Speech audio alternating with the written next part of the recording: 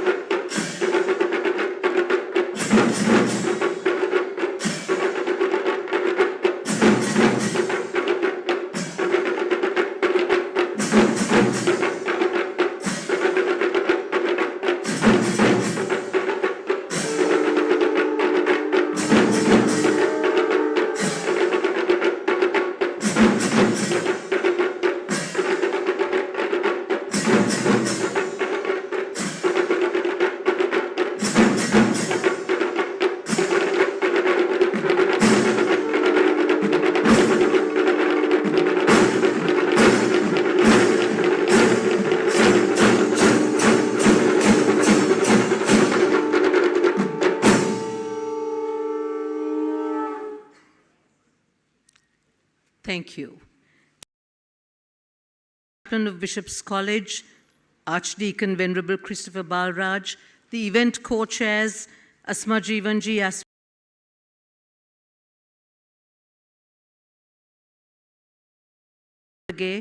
Savitri Rodrigo, and the head prefect of the college, Rina Sangani. Ladies and gentlemen, we now have a very special performance by the Bishop's College Past Pupils Association Choir. It is my pleasure to introduce a group of remarkable women who have dedicated their time and talent to this event. Under the expert guidance of the well-known and talented Ishan de Lanarole, they will perform the school hymn. The school hymn, "We Build Our School." This hymn, it's believed, was written in 1908, and it features lyrics by Sebastian W. Mell and music composed by Henry Baker, who was a civil engineer but specialized in lyrics for the church. It has long been a symbol of unity and pride in the college community. PPA Choir, ladies and gentlemen.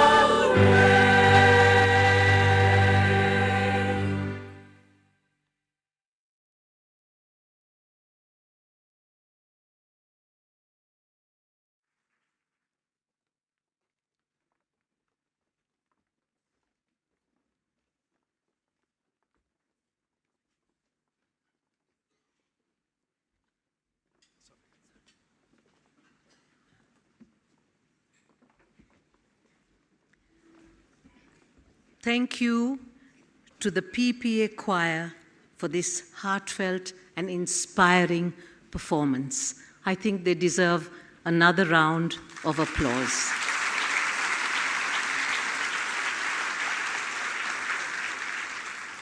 Thank you. I now have the privilege of introducing Mrs. Hasna Mohideen, the President of the Past Pupils Association 2024-2026. Having been an active member of the PPA for several years, Hasna has been a driving force behind the programs celebrating this milestone year. Her leadership has been instrumental in making today's events possible. Ladies and gentlemen, Mrs. Hasna Mohideen.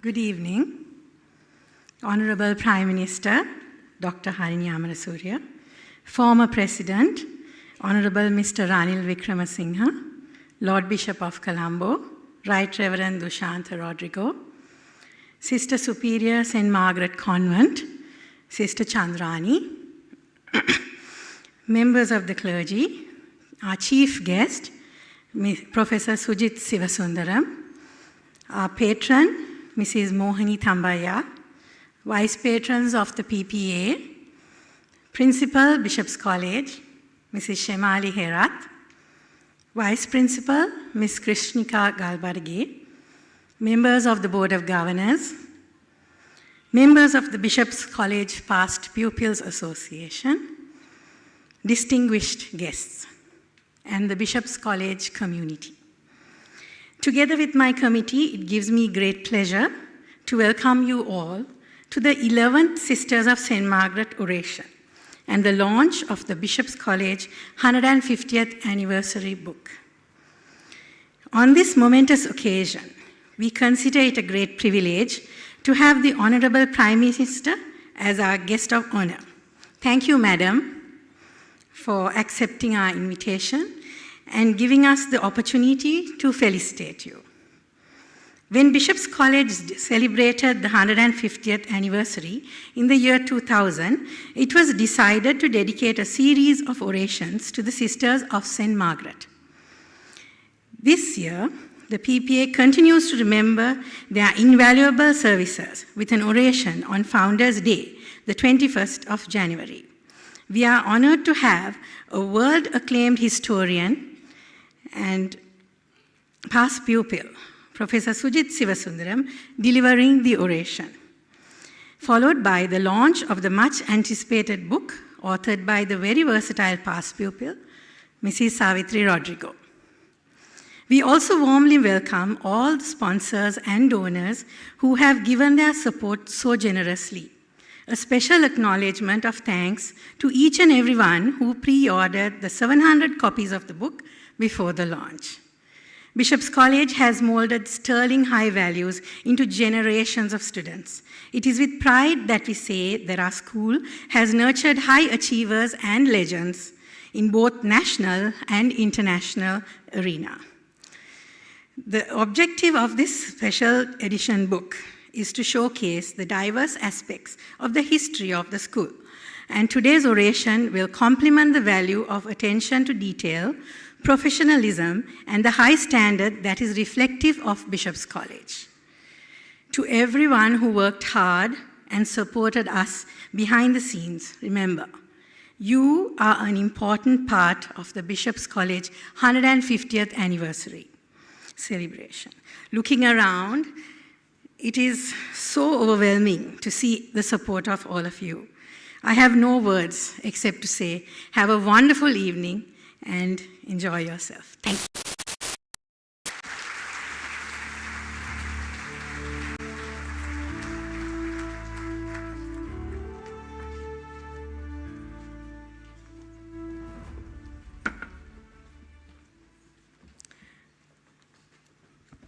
And now,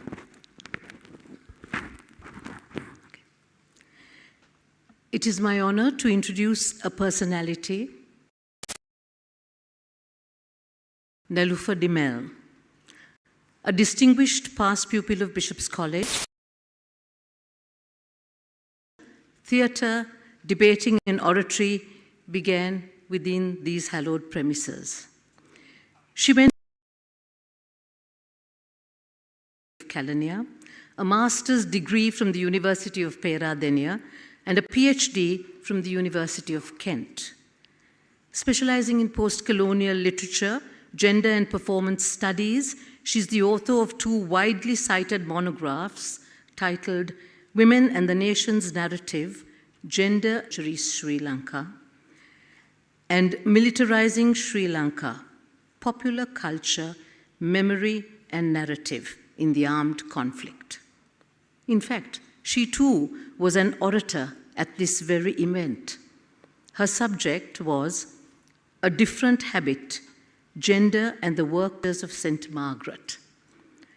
Until recently, she was the chairperson of the Gratian Trust, Canadian Sri Lankan author Michael Ondaatje, to promote Sri Lankan creative writing in English and translations of Sinhala and Tamil literature into English. Professor Dimel has held several distinguished research fellowships at international universities and academic institutes around the world, including 2 postdoctoral fellowships at Yale and visiting fellowships at the universities of Zurich and New York. She continues to be an avid reader of literature, a sought-after research scholar, and a film and theatre critic.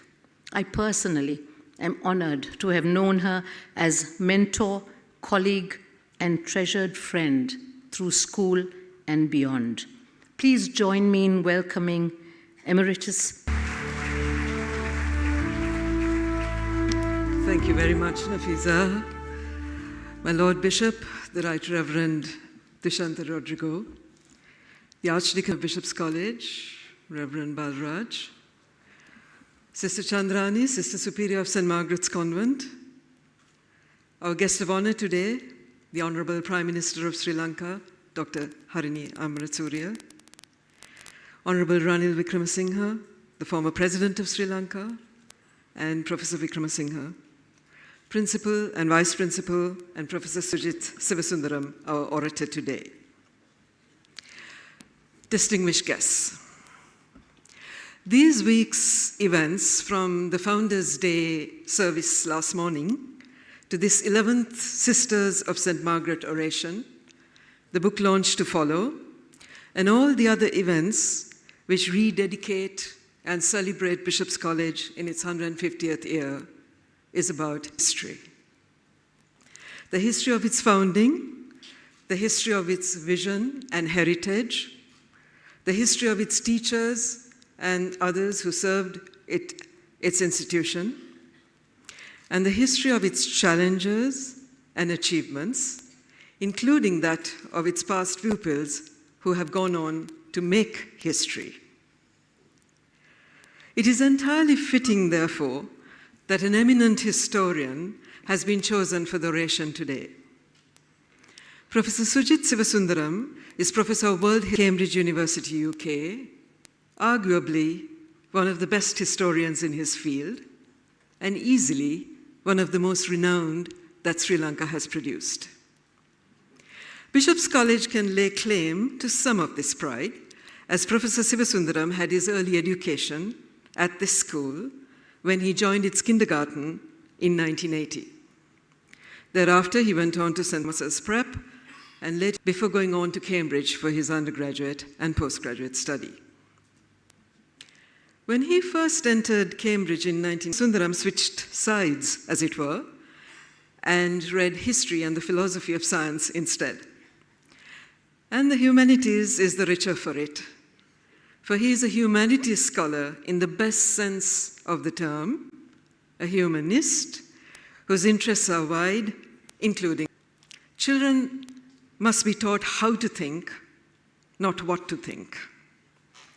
I would like to think that amongst his other influences, Bishop's College and his strong Bishopian family laid the groundwork for this in Professor Sivasundaram's formative years. Kind of historian who invites us nationalism against nationalism, or highland against coastland, or indigenous against the foreign.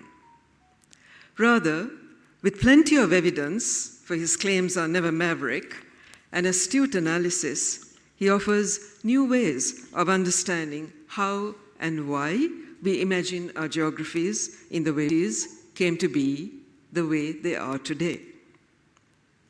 In his books and essays, Professor Sivasundaram also marks a new kind of history writing because he offers detail that would not usually get into our history textbooks, for instance.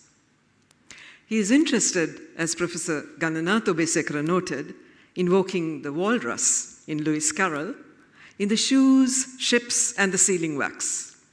And so, in the by-the-way things that are so crucial in making us what we are today.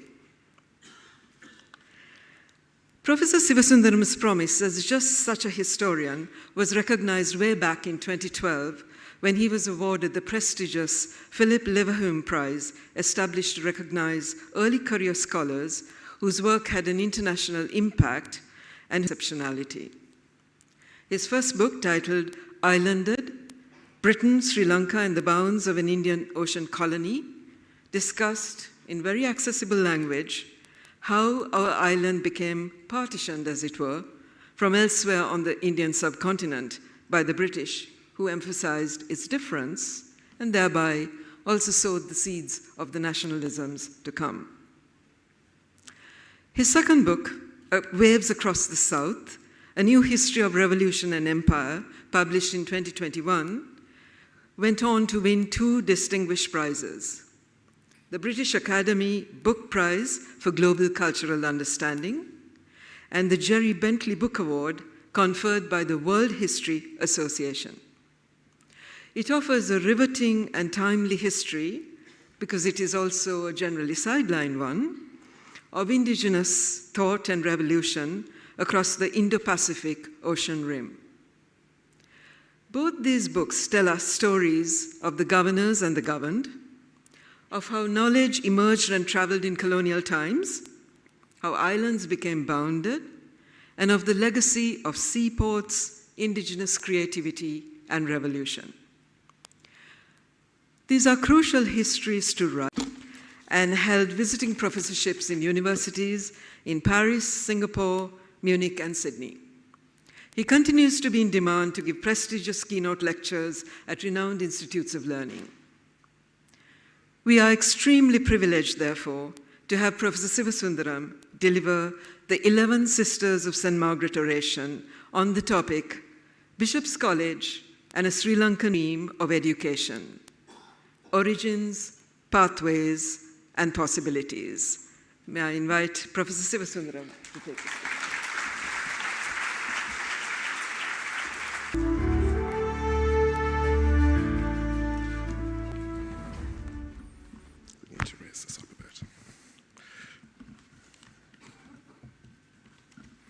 Dear distinguished guests, I'm very much humbled by that extremely generous introduction. Bishop's College has produced a stellar array of women intellectuals, and so it's a great honor to present this oration. Yes, we had boys in our school, many Bishopians say, and I was one such boy. And I'm now very proud to call myself, in a term which I might call a Bishopian man. So one of my first thoughts on receiving this invitation was to ask us that a man could also now deliver this lecture in a series inaugurated by distinguished Bishopian women.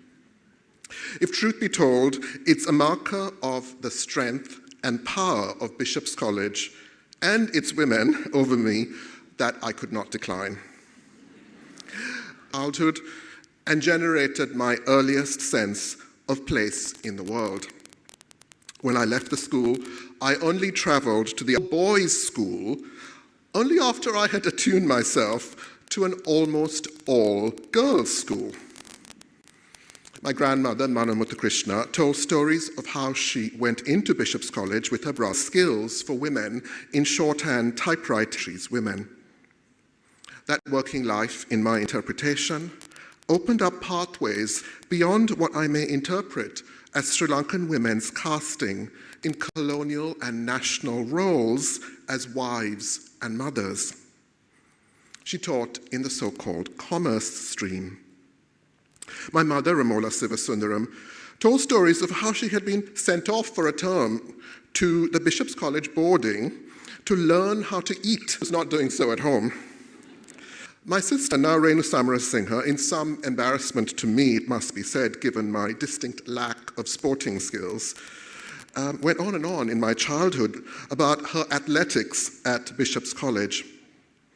In the end, she outdid me in taking and completing, I should say, given the introduction, a degree of Bishop's College. Were told around me that at one point recently I just raised my hands in despair, chanting, "Bishops, bishops, bishops, bishops." But my chant was only humorously made, for I take it to be a privilege to be forged in this way. That privilege encompasses the possibility of contending with so many powerful women, with so many ideas, with so much strength, and with so much creativity, my formation as a Sri Lankan male.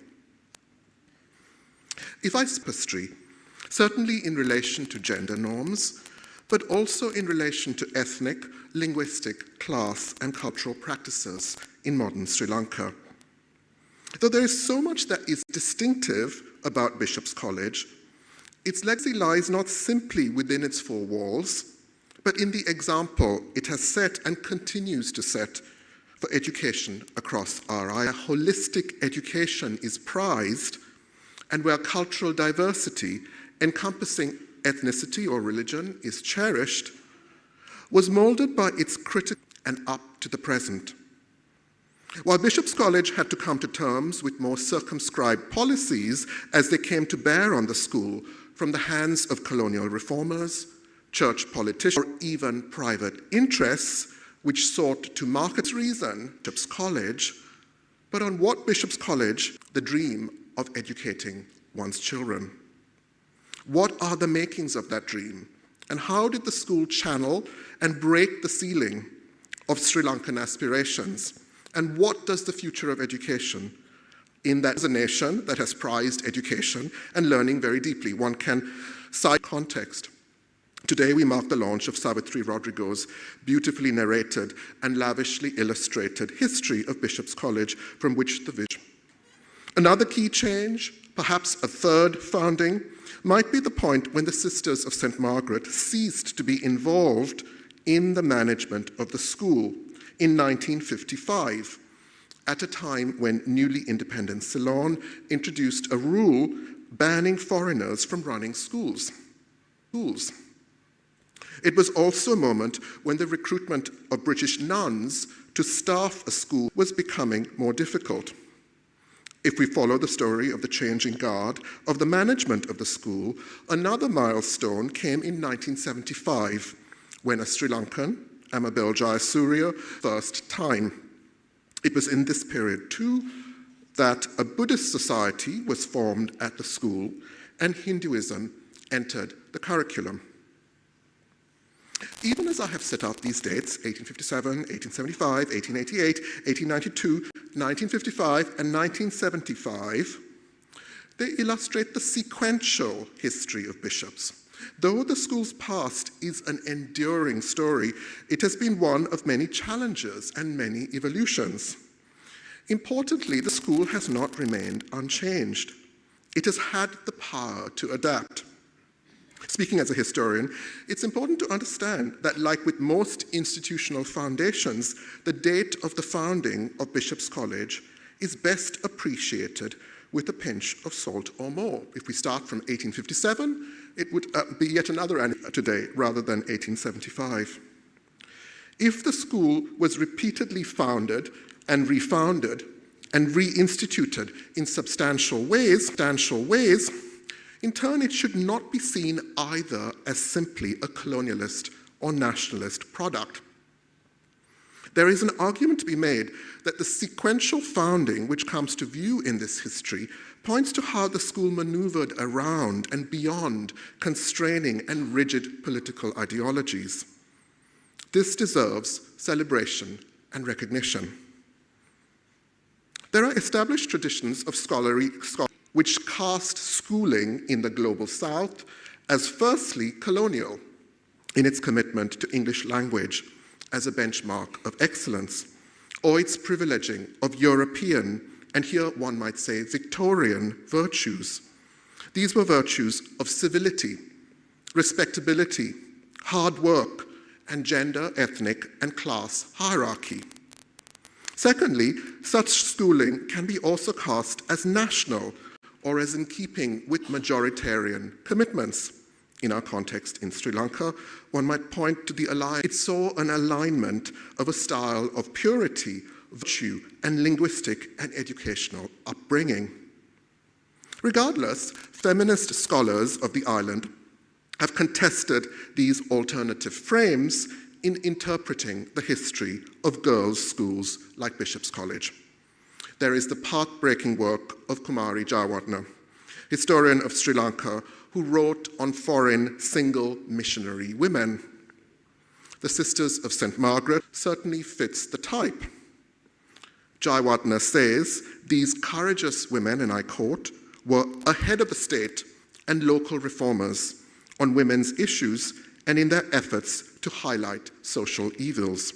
Now, I don't want to go into detail about that other place, that rival school established somewhere later in 1900, perhaps, for ladies, but Malati Dialvis, the critical anthropologist and scholar of gender and feminism, wrote of schooling from the perspective of attending ladies' college, which was directly modelled on Cheltenham Ladies' College in the UK. And in her words, it's possible to see missionary schools for girls as transforming, quote, the supposedly towards a gospel of gentility that sought to produce respectable ladies who were both pious and industrious, restrained and gentle. Yet Dialvis rejoins that respectability, this term, was articulated by nationalists, not only missionaries, and that women were able to work within that was, quote, not invented in a colonial context. Rather, respectability came to be at the juncture of alternative forms of ordering and moral value. The point then I suggest as I apply this into history here is that the women who attended Bishop's College, as much as the single female nuns, so I cite these names of scholars who are non-Bishopians who have written on gender history in the island to ensure that I follow in their pathways. But Bishopian women have also orated the progressive potential of a long part distinguished scholar orator brought to the school. Dimel's focus could not be more direct, as she very beautifully wove her oration around this. Dimel came to it as a set of dispositions, following the sociological theorization of habitus. Professor Nilüfer Dimel argued that the nuns, in their radical and progressive conception of girls' education and careers for women, built a habitus for the cannot be classed simply as colonial or nationalist, and that its distinctiveness comes partly from its inventiveness, I would add, but the Sri Lanka simply one that began with the mid-19th century advance of British schools in this land. Through the medieval and early modern eras, the island was a magnet for learning at the center of the Indian Ocean. This is partly because it lay on so many pathways of pilgrimage and trade, but also because its environment and terrain attract among writers from so many traditions, including classical Europe, the Arabic and Islamic world, and also from East Asia. Of course, we can think of Buddhist temples as repositories for teaching, stocked full of palm leaf texts and young boys devoted to learning their scripts and their devotions. But even a cursory glance at the rich tradition of palm leaf texts in the island illustrate that they were often mixtures of tradition. They were not simply Buddhist or Sinhala. They crossed different religious traditions, which we now separate. They crossed languages too, incorporating Pali alongside other languages, drawing in Arabic, Tamil, bits of Sanskrit, and so on. In other words, the island's pre-colonial culture of learning was multi-religious and also polylingual. It is worth here mentioning that women, for instance, Gajaman Nona, on whom I have written a little bit, come to view as orators in this tradition of palm leaf writing. As my Cambridge colleague Rachel Liao, scholar of language in Malaysia, recently argued, polylingualism was the default cultural mode of Asia before the rise of modern national states, which sought to purify and standardize language. If the pre-colonial is one ingredient of the Sri Lankan commitment to education, another is the persistence and dexterity of our people. Here I would take a step back from Frances Chapman, crucial though it is that we see her role to be as significant as her husband, Bishop James Chapman, who first founded the school and was the first Anglican Bishop of Colombo. I also respectfully take a step back from the Sisters of St. Margaret. I do so to make the point that the story of Bishop's College also comes from the body of pupils. So many thousands, maybe even more than thousands, of girls and women who have passed through its doors.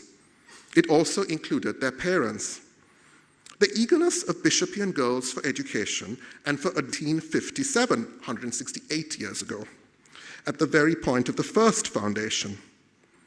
Bishop Chapman wrote of how his wife Frances had opened her, quote, high-class female native school.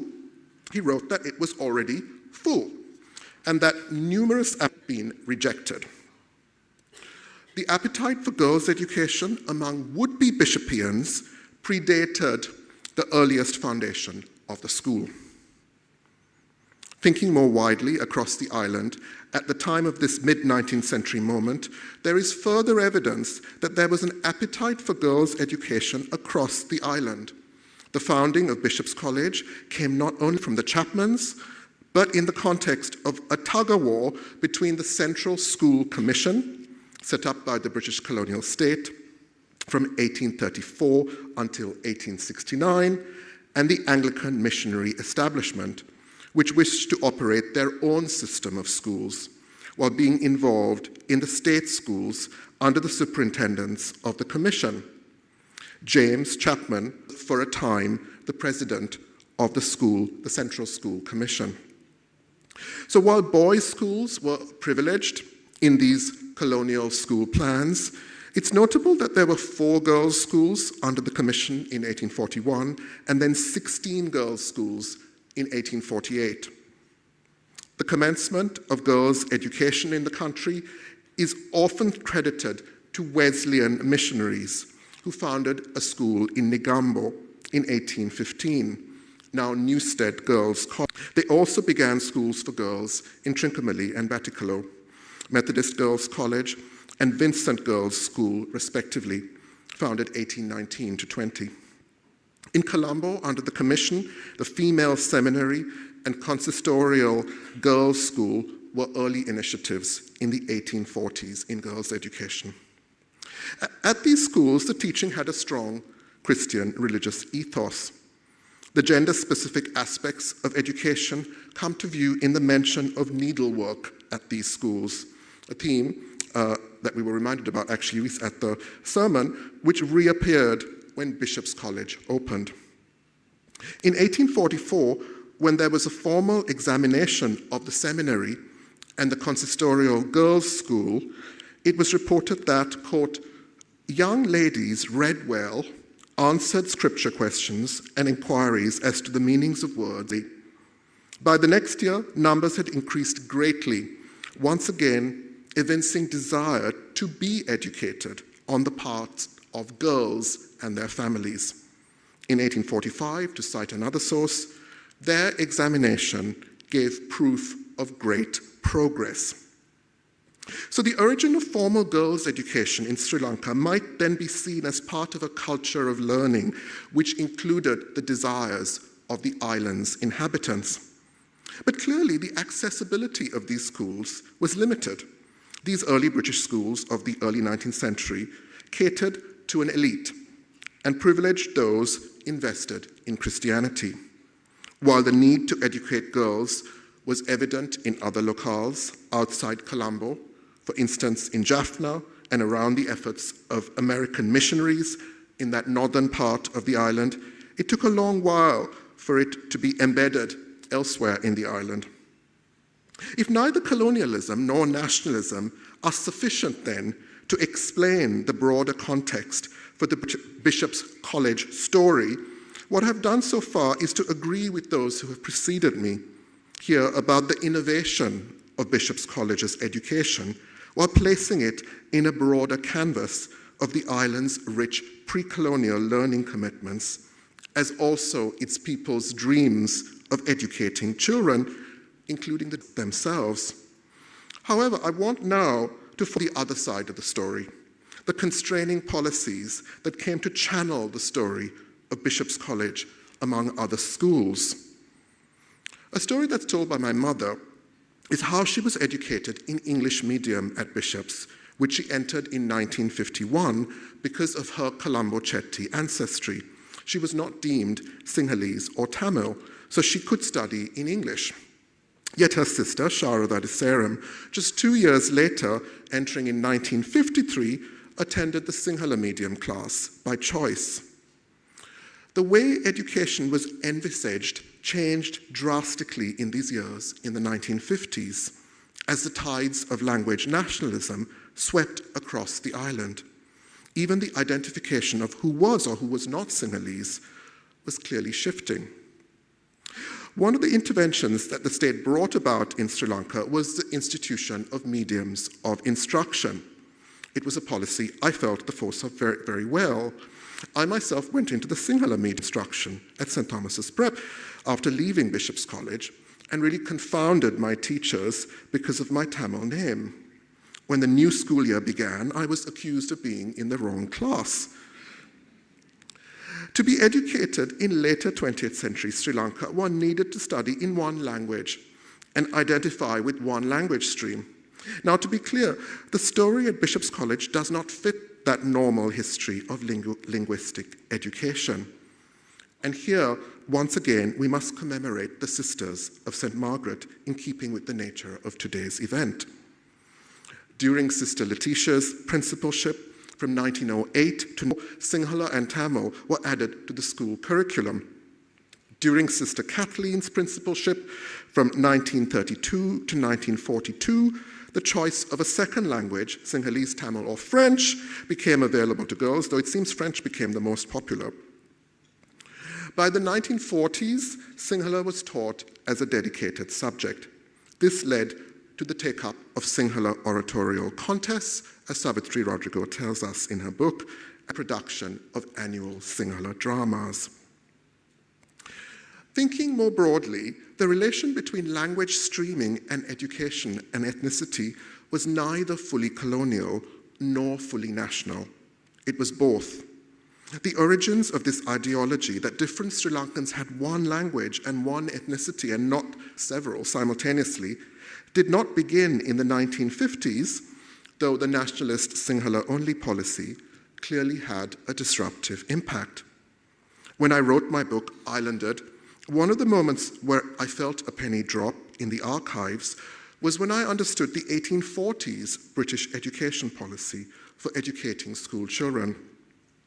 This policy pertained specifically to non-elite contexts. The British started to see different parts of the island as Sinhala or Tamil areas and in need of Sinhala schoolmasters or Tamil schoolnik, and so were schooled in monolingual fashion. In the 80s, working for the British had to know Sinhala or Tamil, depending on the area in which they worked. Tied up with this policy, this philosophy, was one where education itself was seen as utilitarian. Natives, quote unquote, were to have a commercial education.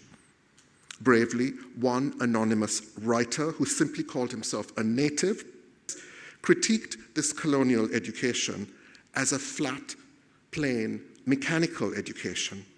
This was quite different to the type of education which was holistic, which later thrived at Bishop's College. It's also different to the historic and pre-colonial culture of learning, which had been so diverse. If language is one form of segregation and rigidity that has been a constraining factor in Sri Lankan education, another has been that of gender. While it's striking that the young women gendered bishops went on to change the world and exert power and influence in so many streams of life, it's also the case that there are in the school's record various ways in which the education that was deemed suitable was once suitable for girls and not for boys. Needlework, drawing, and music often occur in the archival information about the 19th century curriculum at Bishop's College. Domestic science was part of the curriculum later. The present I cite, "My vision is to open out the school to boys as well as enabling them to continue their education until completion." Of course, as I mentioned earlier, few boys were allowed and still are allowed to enter for a few years at the start of their education at Bishop's College, which is one feature which is notable for its co-educational ethos. Now, I will not present a view or response on this matter, it's not my place to do so, of single-sex versus co-education, though this is clearly a question which is under debate right now. However, what I would say is that though both colonists and nationalists tried to separate girls' education from boys' education and girls' schools from boys' schools, it was also the case that Bishopians resisted and remolded the story.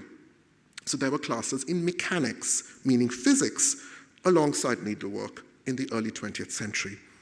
So much so that a Bishopian woman, Frida Cook, learned to fly a plane. Now, I can't really think right now of a better example of what it means quite literally to break a glass ceiling than the idea of someone ascending into the air in an aeroplane.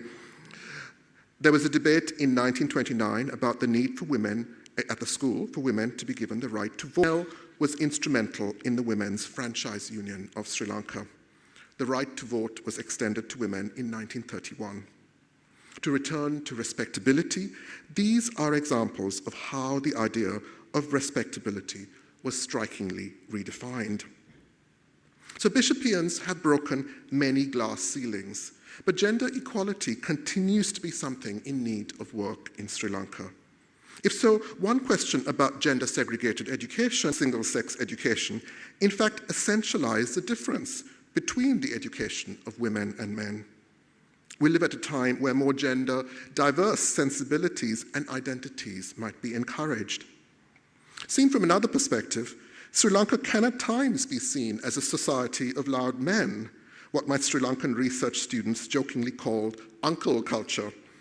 You can know nothing in Sri Lanka because there's always an uncle who has a kind of masculinity to be uncontested by co-education. But would tasking women with the calling out of this masculinity be an unacceptable burden to place on them? Surely it's the men who need to learn not to be toxic. This argument then for co-education on the basis that it unsettles Sri Lankan masculinity may not be a valid one. I should note too, as an interesting aside, that in some rural contexts where resources are scarce, of course co-education is a norm in the island. In addition to gender, of course there is class and religion too. With each of these variables, it's striking that a relative degree of diversity jumps out of the pages of the school's history. Going forward into the future, not at Bishop's College alone, but more wholesale, and in ensuring a democratic future for the country, how might schools respect difference while deconstructing chauvinist exclusivism? With respect to language or class, with respect to gender or religion, while a Sri Lankan dream, or a part of the Sri Lankan dream, includes pronounced investment in education, that dream will benefit and draw from its rich history of learning more and more as it adapts and modulates its education for new eras with an awareness of the limitations of essentialized categories of identity.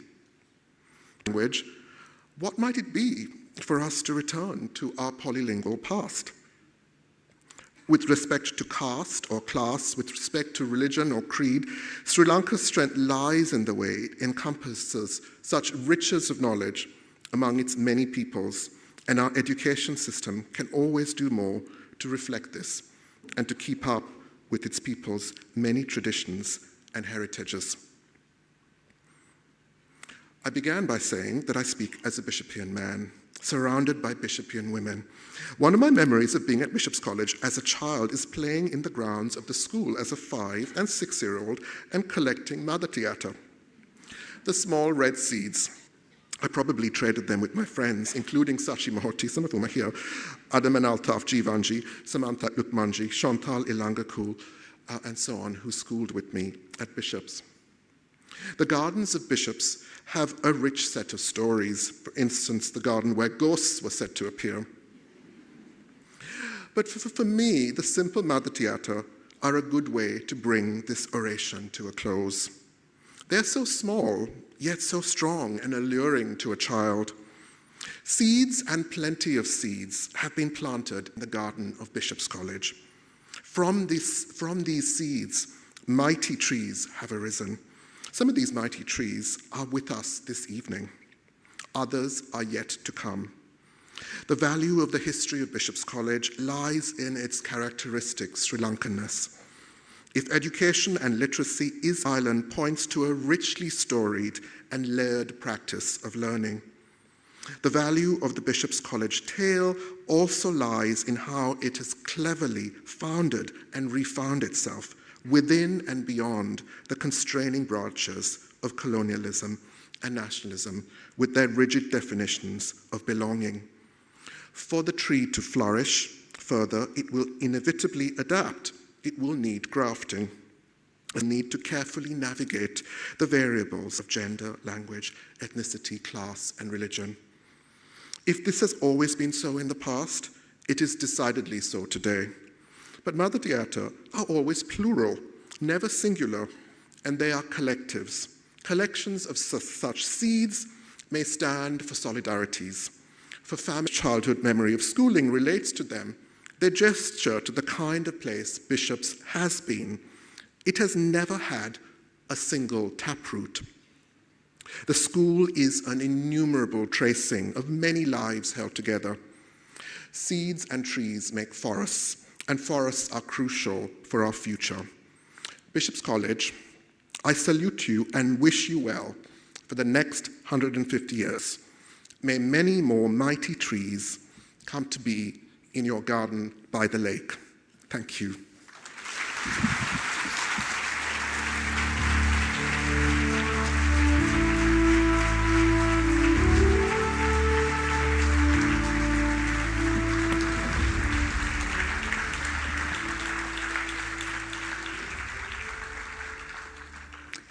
Thank you. Thank you, Professor Xith Sivasundaram, for an interesting, humorous, and inspiring walk through our own past. As Maya Angelou said, we have to know where we came from to know where we are going. Your reflections have truly resonated with us and left us much food for thought. Ladies and gentlemen, may we give him another round of applause.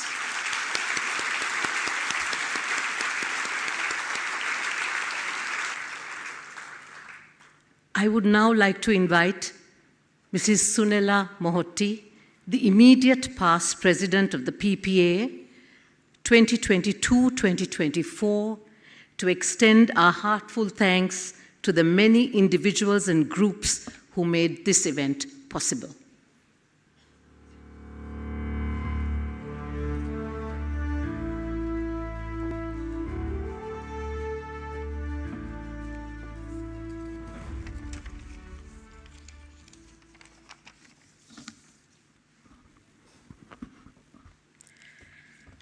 Respected clergy, distinguished guests, members on the Board of Governors, sponsors, past pupils, and friends.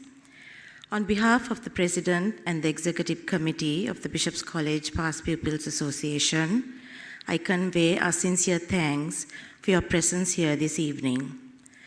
The Sisters of St. Margaret Oration is a series of orations presented by the PPA, paying tribute to the women in white, who were alma mater, whose mission was to mold young students into exemplary citizens who made an impact on society as well as in their own homes. The first oration was delivered in the year 2000 by Emeritus Professor, the late Mrs. Yasmin. Thank you, Professor Sivasundaram, for accepting our invitation to deliver the 11 Sisters of St. Margaret Oration in celebration of this very special milestone of Bishop's College. It has been a privilege to have you with us today. Honorable Prime Minister, Dr. Harini Amarasuriya, we are honored by your presence and congratulate you on your appointment as Prime Minister of Sri Lanka and wish you all the best in leading our country. We as Bishopians are proud of your achievement. Thank you to the Dynamic and Book Committee, Mrs. Aswaji Vanji and Mrs. Yasmin Akbarali, and the members of the organizing committee for their commitment and attention to detail in planning the proceedings of the day. Our main sponsors for this evening include Gold Akra Brothers and Happy, silver sponsor Nil Farms, bronze sponsors Trinity College London Sri Lanka Centre and Pidilite, Sri Lankan Airlines as the official airline partner, print media partner Vijaya Newspapers, Hi, the Society Magazine, the Sunday Times and Daily Mirror. We greatly appreciate your collaboration with us today. The launch of the much anticipated limited edition book capturing the glorious 150 years of Bishop's College will take to serve as a reminder for generations to come of a school that has nurtured many through changing landscapes and embracing the demands of the modern day. Even though Bishop's College is known to be a school for girls, I would be biased if I said it was only for girls, as there are many boys too who have spent their formative years in this wonderful institution, becoming fine gentlemen who have made their indelible mark in society. Mrs. Ramula Sivasundaram and Mrs. Savitri Vijayasekara, co-chairs of the Limited Edition Book Committee, thank you for steering your team to ensure that this project became a reality. We are grateful for your love for Bishop's College and your zest to ensure that no stone was left unturned. Past pupil and author, Mrs. Savitri Rodrigo, thank you for your expertise and hard work that you and your research team rendered towards this very special keepsake on behalf of the PPA. Our main sponsors for the limited edition book include purple sponsors, Tennyson and Vinita Rodrigo Trust Fund, Sheikh Port City Colombo Private Limited, silver sponsors, the World of Haleys, Haleys PLC, Advantis, HayCarb, Dip Products, and LOLC. Individual chapter sponsors, Mrs. Mirza Jafar, Mrs. Prashanti Mallavarachi, Mrs. Migari Gunatilaka Marasinghe, Simonas Trust Services Private Limited, and the Bishop's College Class of 1967. Your generosity is appreciated beyond measure. We are forever grateful to our loyal past pupils and well-wishers who have truly exemplified our school motto, not for self, but for all. You all have contributed in many ways, and we thank you for your generous hearts and unstinted support. The BCPPA has carried the legacy of Bishop's College beyond her gates since 1896 and look forward to serving her in the journey that lies ahead. Thank you, and may God bless you all.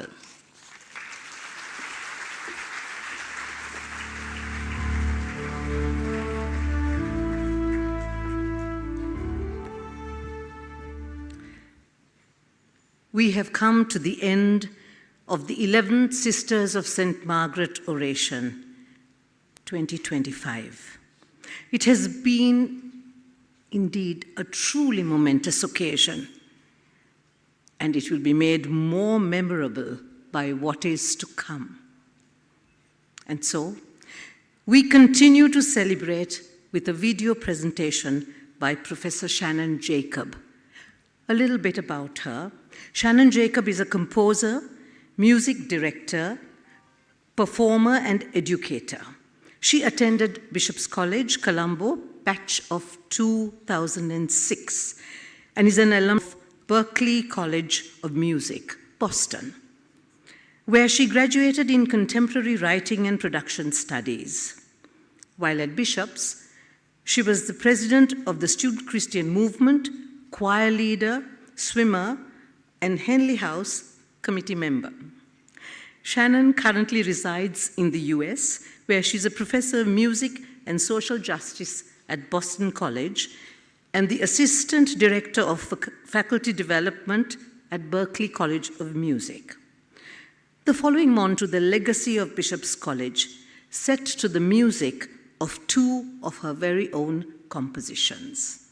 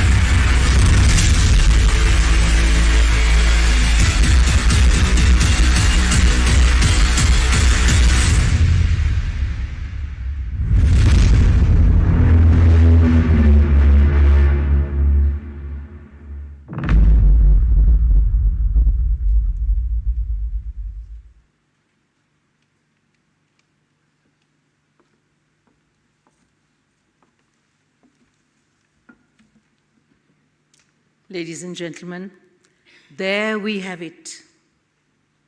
The moment we had all been awaiting with bated breath. This wonderful collection of memories, people, places, and events, and all connected to our beloved Bishop's College.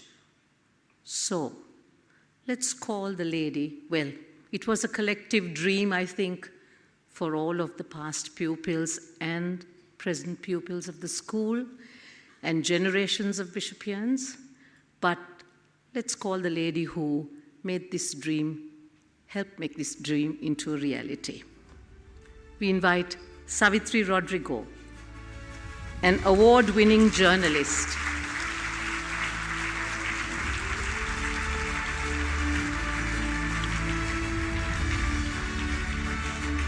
With Presidential, Zonta, and Sri Lankan Woman Leader Awards. She has over 37 years' experience in the media, a fellow of the ICSA UK and ICCSL Sri Lanka.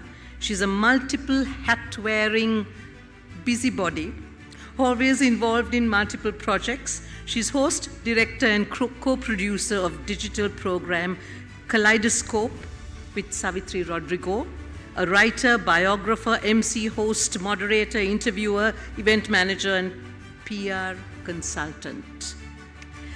She heads Stratix Promotions and Media Concepts, is a director at Interchoir Limited, and a Goodwill Ambassador for World Vision Lanka, a wanderlust enthusiast.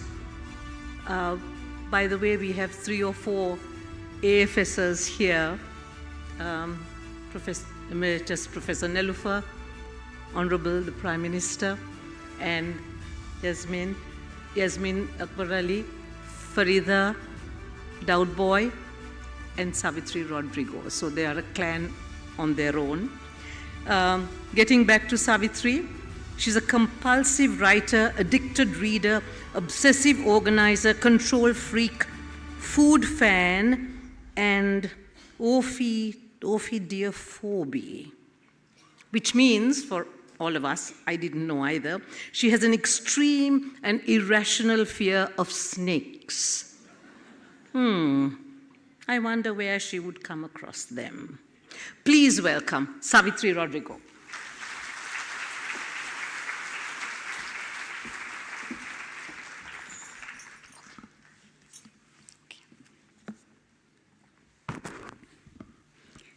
Thank you very much, Nafisa. You know a little bit too much about me, really. And good evening, everyone, Reverend Clergy, our Prime Minister, former President, everyone here today, our Principal, all of you here today, thank you so much for being here. This was a dream come true for all of us. So who is Frances Chapman? That's what we pondered on when we were first researching this book. And what we discovered about her was this. Besides being the daughter of a headmaster at Eton, she was a visionary. Even though it was her husband, Bishop James Chapman, who is given credit for founding Bishop's College, it was she who decided to place a girls' school alongside her husband's beloved St. Thomas's College School for Boys. This is around 1857 when Bishopsgate School first opened its doors. And as we dived in, the story unfolded and unraveled. Never thought of gems were discovered. Unusual leads were explored. Mysteries were investigated. History was studied. Gravestones were unearthed. East Grinstead in England was spoken with. Nuns were brought into the fold. Buildings, churches, and the neighborhood were analyzed. Faraway memories were tapped. Tales from far and wide were documented. Archives were visited. Tomes were examined. Presidents and prime ministers were spoken with. And in equal parts, the stories of the support team of minor staff too were added in. Bishops were photographed together, a never-before-done exercise. And a very passionate team toiled day and night for just over a year to produce nearly 520 pages filled with mystery, memory, and sheer magic.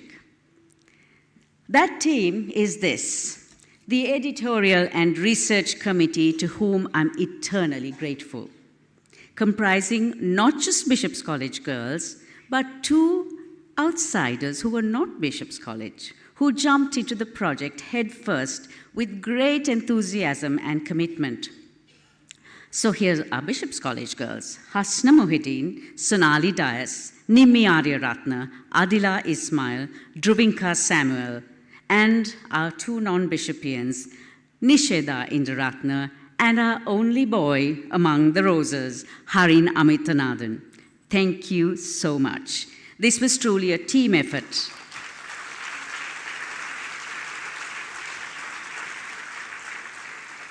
And I dare say I had the best team in the world.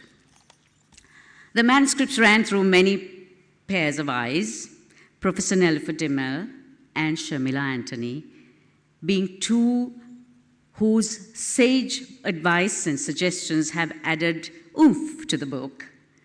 Photography, including some impossible drone shots of an entire and very energetic student body, some photos of the school, and also for making us all look absolutely beautiful for the book. And the curtain raiser that you saw of the book today is the lens work of Prashant. High, our pressure even higher, and night times turned into nightmares, wondering if we would ever get this done. The BC 150th Anniversary Book Committee stepped in to hold my hand many a time. Headed by Ramola Sivasundaram and Savitri Vijayasekara, they just gave us so much encouragement. I'm truly grateful to them and the committee for being the trusses that I leaned on when I felt utterly and totally overwhelmed. And there was this lady of the many purple hues who continued to make time for us. Thank you, Shamali Herat, the principal of Bishop's College, and her team. When I was first asked to take on this project, I didn't think too much of it. It was a book, and books are what I did, but never did I anticipate what I was getting into. It was an all-consuming project. There were so many who made this book possible, hundreds of them, in fact. Their generosity knows no bounds. We only had to ask, and they gave with open arms. Thank you to each of you from the bottom of my heart. You know who you are. Thank you, Bishop Dushanta, for planting the seed. The Bishop's College story is now here, just as you wished, all 150 plus years of it. We hope that when the 200-year anniversary is chronicled, your vision for the school will have taken root. And finally, thank you to my ever-patient husband, a royalist, but it is what it is. The mystery, the memory, the magic of one of the oldest and most illustrious girls' schools in the country has now been chronicled. But this is a story that is not going to end. It continues to be written by you. When you get the book into your hands this evening, and as you read through not just 150-year-old legacy, but you will also see innumerable memories, poignant stories, exciting tales, forgotten vignettes, great achievements, and a look at the future. Remember, this is your story. Keep making history. Thank you.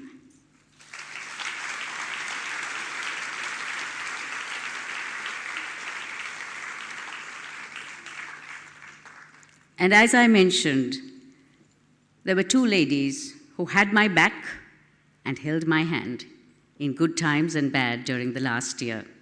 Ladies and gentlemen, please welcome the co-chairs of the 150th Anniversary Book Committee, Ramola Sivasundaram and Savitri Vijayasekara.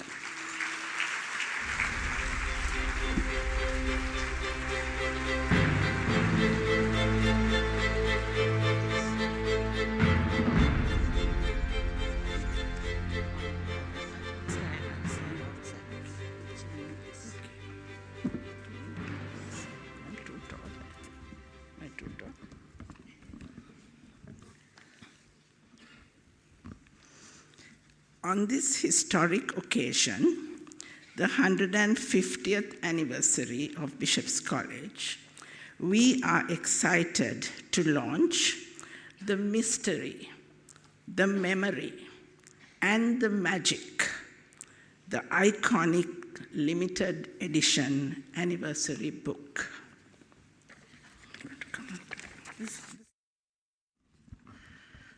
The story of 150 years has to be told and shared globally. It was the Bishop of Colombo, Bishop Dushanta, who came up with the idea of a history book. He was seated at a board meeting and he asked me if the PPA would take on this mammoth task. The PPA Exco decided to take up the challenge and appointed a book committee, co-chaired by myself and Ramola Sivasundaram. We knew that it would be an ambitious project. However, we were confident that we could achieve something remarkable if we put our heart and soul into it.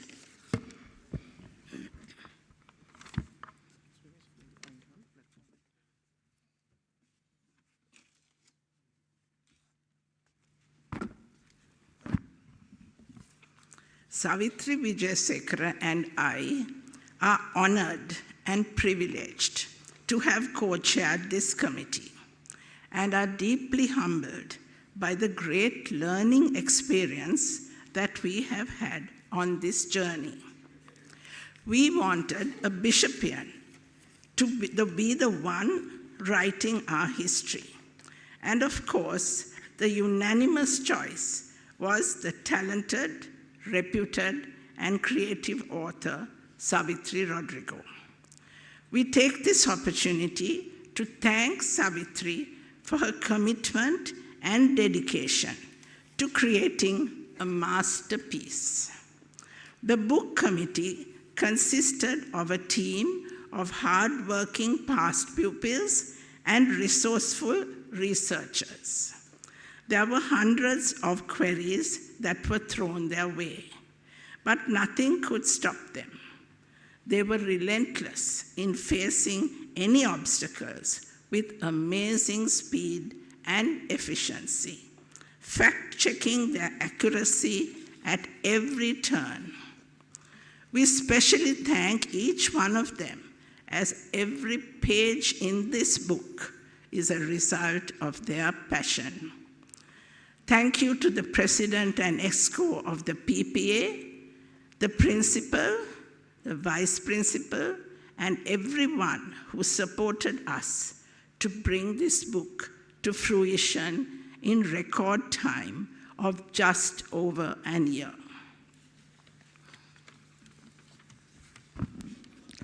One of our biggest challenges was finding the funding for the book, which we did through a generous past pupils, donors, friends, and well-wishers of Bishop's College. This book captures memories of many, many generations and tales of women and men who have shaped the legacy of Bishop's College, which include molding not only presidents and prime ministers, but legends, pioneers, and high achievers. The final product is a book with history and memories enriched in the spirit of non-Sibi said omnibus.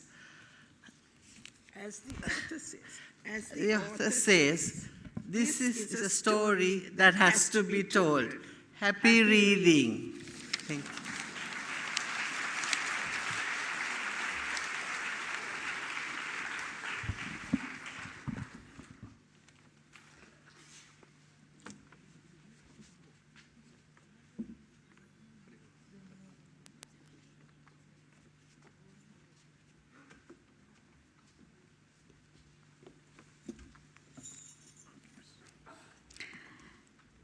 Ladies and gentlemen, the Bishop's College theatre productions have always been above par, and this goes back to over a century. However, ever since the inter-school Shakespeare drama competitions began in 1973, Bishop's College dominated the stage. They were either in the finals or sometimes in the semi-finals, and they kept producing best actresses, as it was called at that time. Thanks for the most part to Auntie Irene Vanigaratna, for whom perfection was an ever-raising bar. She armed herself with some very able supporters: Xith Paris, Graham Hatch, and Claire De Silva. Eventually, Nafisa Amaruddin, née Adamali, who has been doing the honors today as MC and has played some very memorable lead roles during her time, including that of Joan of Arc in The Lark, took over that mantle, having learned from the best. And now that we've unveiled the mystery, the memory, the magic, we'd like to run you through some excerpts to give you a flavor of the book. Each of these readers have won Best Actress at the Inter-School Shakespeare Drama Competition during various years, with one exception. And that exception, however, remains a past pupil of Bishop's College and has acting under that individual's career belt. And you'll find out soon enough. Here are our readers.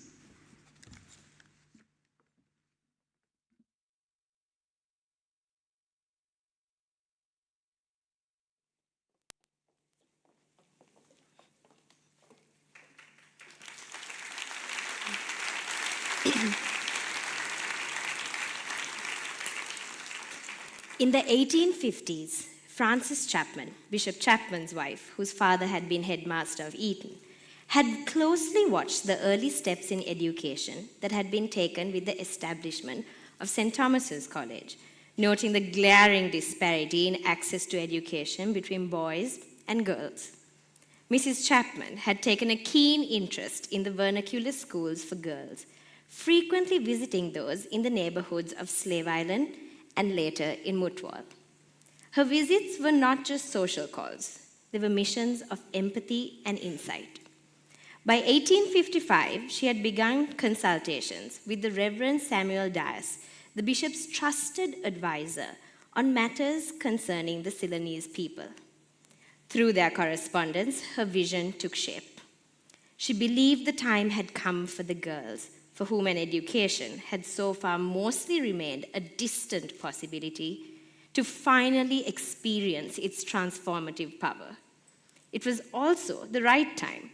Upper-class Sinhalese and Tamil families were ready to consider educating their daughters at a suitable institution. And so, in January of 1856, the bishop, along with his brother-in-law and faithful helper, the Reverend Edward Coleridge, made a heartfelt appeal for the establishment of a girls' school. Bishop Chapman, in a letter to Reverend Coleridge, makes his plea. January 1st, 1856. My dear Coleridge, the second work for which I must importune you is hardly second in importance for the benefit both of the church and people, though of humbler pretension, that I mean of female education, which by some almost inexplicable oversight has been hitherto most sadly neglected. In this great field of labor, almost everything has to be done, and therefore we need both prompt and very large assistance. I cannot well overrate its pressing exigency. Frances Chapman, also in a letter to Reverend Coleridge, writes, My dear brother, I'm glad to find the bishop has not forgotten the claims of the female part of the community in Ceylon in his appeal to you in behalf of the theological branch of his college.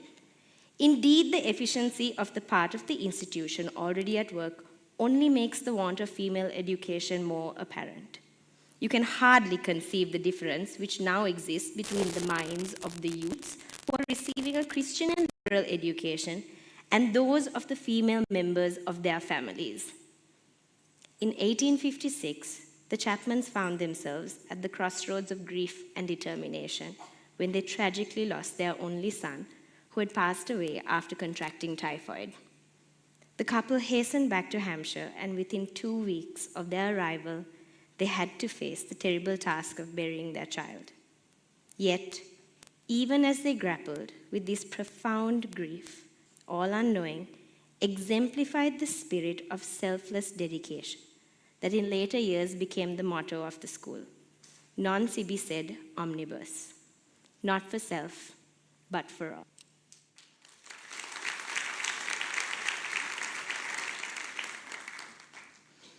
"1861 saw Bishopsgate School close its doors for the first time. Illness had plagued the Chapmans' mission in Ceylon, forcing Mrs. Chapman to return to England some years previously.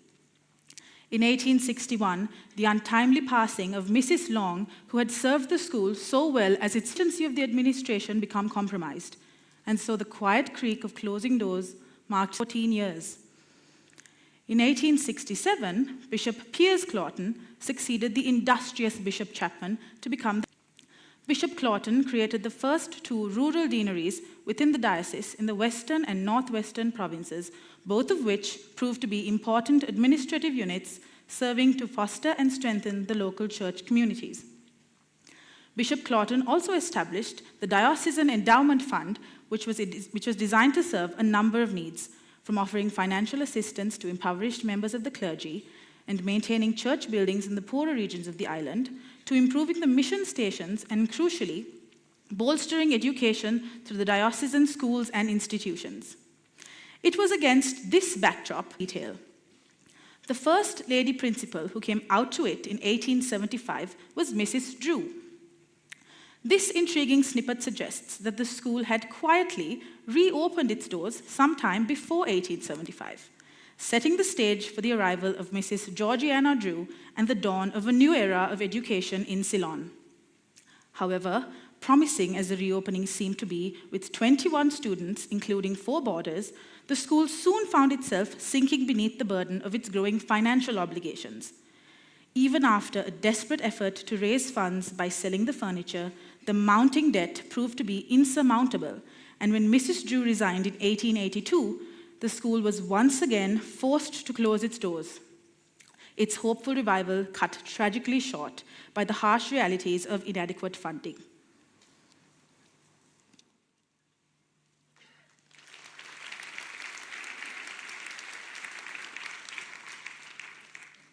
The school day now was a full one, running in 2 sessions from 8:45 to 11:45 a.m. and again from 12:30 to 2:30 p.m. It is a real testament to the resilience of the school and all those who worked for it at the time that Bishop's College soon recovered from its setbacks and began to thrive, as if it had never been thrown off course by the war. The curriculum continued to expand, and a commerce course was introduced, starting in January 1944. The prize giving was held in 2 ceremonies that year, one for 1943, held at the Girls' Friendly Society Hall, and the 1944 ceremony, which was held in December, again at the King George Hall at the University of Colombo. That year, the sports meet was held on the grounds of St. Thomas's Preparatory School. By May 1944, the roll stood at 200. Says Airangani Serasinghe, who celebrated her 97th birthday on the 21st of June 2024 and was in the class of 1933, I was in Chapman House and very naughty. But the principal made me a prefect because she figured I would be a good student if I was given that responsibility. I did act in plays, and I owe Bishop's College for giving me the love of acting and so much more. Pam Vijayawardena, now Vijay Thunga, was in my class. She was Dr. Ray Vijayawardana's sister, and he wanted to take me on the twin-engine aircraft he'd built. I never went, though. My best friend in school was Manorani Saravanamuthu. We were such good friends that we made a suicide pact, promising each other that if one committed suicide, the other would do the same. I am thrilled to know that Asoka Handagama is directing a play on the life of Manorani, with the lead role played by Swarna Malavarachi.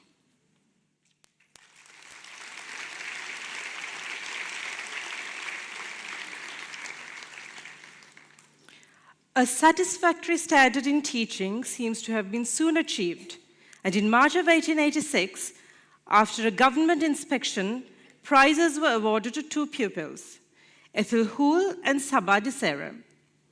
There were 32 pupils on the roll, all of who were baptized Christians as per the admissions criteria at the time. Children of different faiths were welcome too, with the condition that their parents agreed to a missionary education for their youngsters. The first girls to join the school included Laura and Minnie von Posner, Hilda Obesekere, later Lady Paul Paris, Dora Asarappa, later Mrs. S.C. Paul, and Caroline Paris, later Mrs. E.L.F. de Soisa, who joined in July 1885. The curriculum was designed to equip students for the Cambridge local examinations, in line with the colonial framework of learning. School hours were from 10:30 a.m. to 4 p.m., a much later start and end to the students' day in comparison to the 7:30 a.m. to 1:30 p.m. hours of today. Interestingly, a few boys below 10 made up 1/5 of the student roll at the time. James Obesekere, who was later knighted, his brother Donald, and Leslie de Serra, all enrolled in 1885, were some of the first boys to enter Bishopsgate School. In February of 1886, Bishopsgate found itself without a principal yet again, when Miss Madden sadly passed away, succumbing to a debilitating illness. The bishop's wife, Mrs. Cobbleston, stepped in as acting principal from October 1886 to February 1887, when Miss A.M. Best arrived to take over. Miss Olivia Mahoney also returned to England on her doctor's advice during this tumultuous period, and her sister Emma soon followed. The departure of these key staff members cast a shadow over the school's program of revitalization, and uncertainties swirled in the air, bringing to the fore the question on everyone's mind. Would Bishopsgate be able to survive yet another period of volatility? Sensing the looming threat of collapse, Bishop Cobbleston swiftly intervened to save the fortunes of the school by seeking external support. He reached out to the Sisters of St. Margaret, who had by now established St. Margaret's Convent and St. Mary's College in Polvatta in Kollupitiya.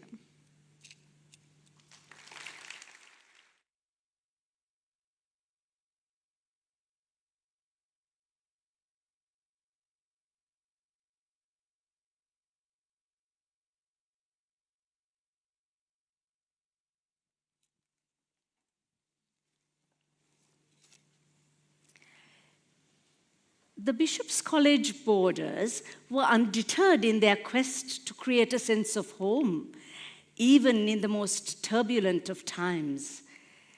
This resilient spirit remained constant throughout the school's 150-year history, spanning several periods of local and global turmoil. In 1914, when World War I began to cast its shadow across the world, the Bishop's boarders responded by organizing a concert in aid of the Prince of Wales War Fund. Later, when the Second World War broke out, directly impacting the island and forcing Bishop's College to split itself between Boyd Place and Kandy, their fearless attitude remains strong. On Valentine's Day 1942, the girls even held a fancy dress ball in the school hall, a brave display of their indomitable high spirits. Says Samantha Ellapata, who was in the class of 1982. Every Sunday morning, the Christian students went to St. Michael's Church. So on Friday evening, we would try to get our feet bitten by the Visakadiyas, large ants, in the Kotamba tree. This way, we wouldn't be able to wear shoes and thereby could sleep in on a Sunday because you couldn't go to church without shoes. Miss Gurupala told us not to sleep on our backs because no good girl sleeps like that. Miss Dias would say, you must eat the crust of the bread because then you would have lovely curly hair like Kumudini's. It was a privilege to go to Dougie's room to make chocolate Easter eggs. We were always given a fresh orange drink at the 10:30 interval in the refectory. In the Archangel's dorm, we all got annoyed with the house matron and decided to pee on our beds in protest. As boarders, we were always looking for an excuse to escape, and there were plenty of opportunities. Inter-school swimming meets, plays at the Lionel Went Theatre, and the Royal Thomian were some. Quoting architect Channa Daswata, chairperson of the Geoffrey Bawa Trust, people say Geoffrey Bawa was the father of tropical modernism. In my view, modernism is what Geoffrey Bawa practiced, where he was modern, but used local materials. The origins of tropical modernism were a way of solving issues that arose in hot climates. Both Geoffrey and Minette de Silva took a leap into the future following a locally nuanced modernism. You can see this in the roof of the Bawa block at Bishop's College, for instance, with the exposed end beams and supported by cantilevers, which allowed for airflow. He also commissioned Italian sculptor Lydia Duccini to work on a bishop's statue. It is she who sculpted the famed leopard at Lunuganga as well. The fact that the Bishop's College Bawa block is featured in a host of international architectural publications that speak of a pioneering buildings in the 1960s, given Geoffrey's break-the-mold type of architecture, is indeed something to be proud of.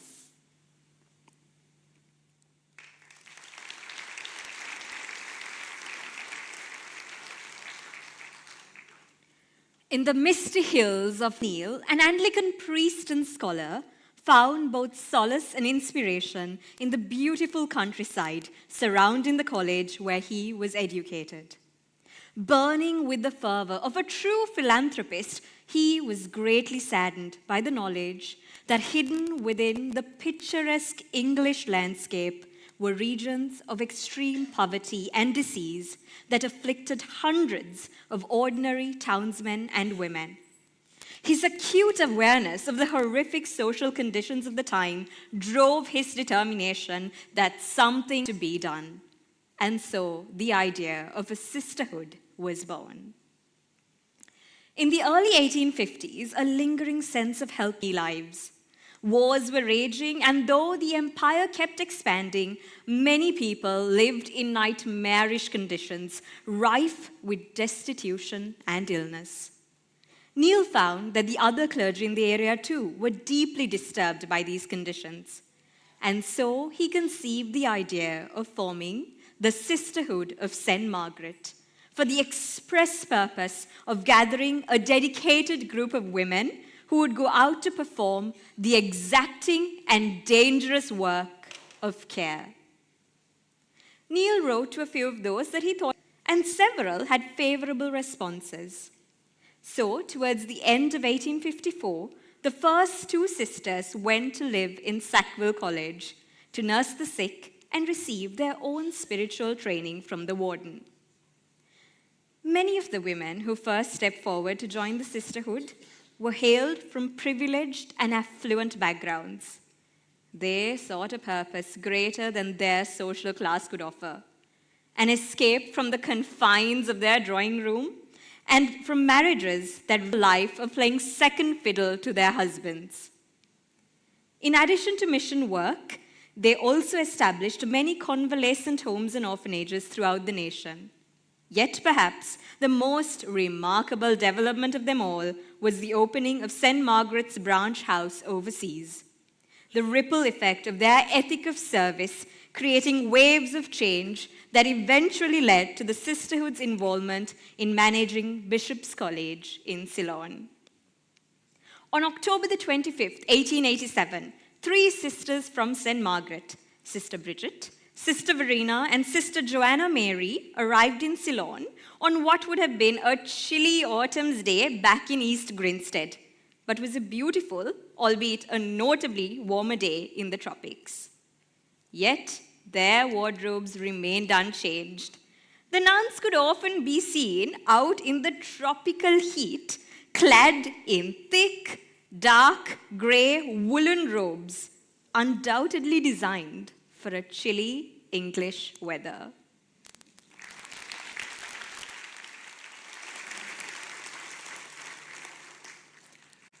When BC standards were too high to be judged by school standards.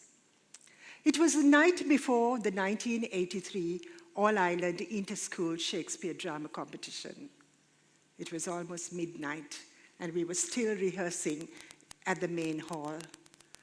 Had got into her sharp as the clock struck midnight.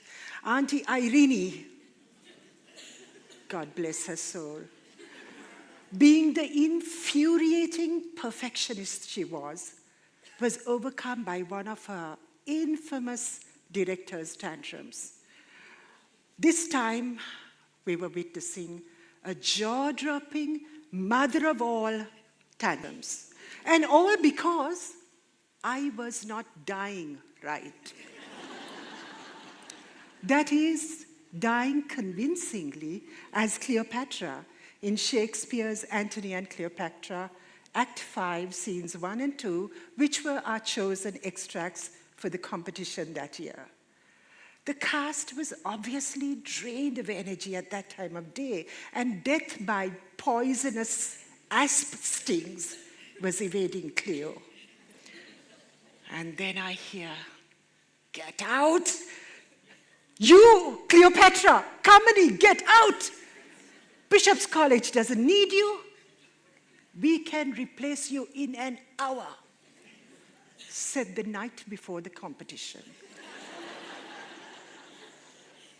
You know, was standing sentry in the Bava block was trembling because it was belted out, was trembling in his concrete shoes. Mercifully, Cleo's 2 maids, Shamian and Iras, played by Savitri Rodrigo and Sharon Tissera, seemed to have perfected death. Thankfully, they lived to tell the tale.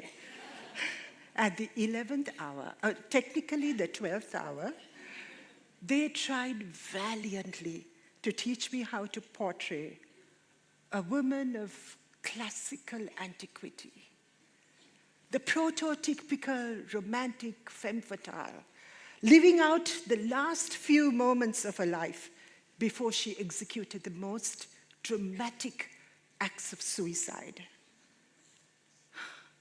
But all I could think of was that I had to be back at school at 6 a.m. to be whitewashed, literally whitewashed, so that I became a canvas to be painted into the beautiful Cleopatra, a woman of seductive and unsurpassing beauty. Come morning, the late auntie, the wonderful and great Auntie Irene, had made her peace with me. The whitewashing helped.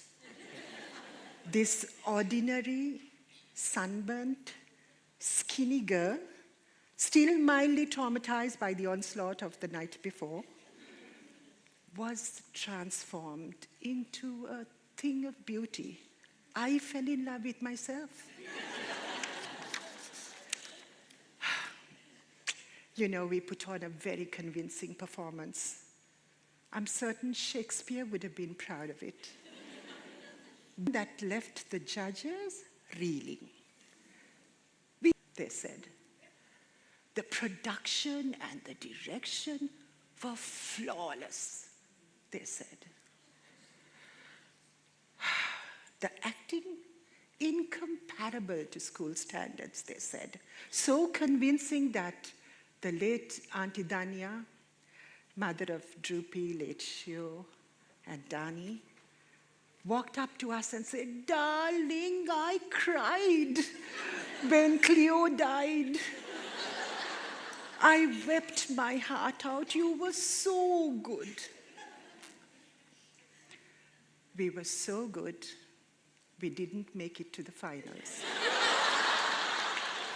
Because our standard was too high to be considered by school standards. Our disappointment and the subsequent damage that the judgment did ran deep and lasted long. Due to this unfair judgment, BC stopped participating in the competition for a while, vowing to never lower her standards below excellence.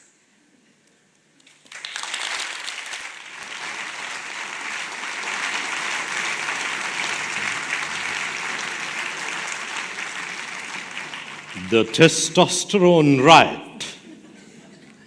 In the 1970s and into the 1980s, BC had two principals, Miss A.C.B. Jayasuriya and Mrs. Gwen Dias Abesingha.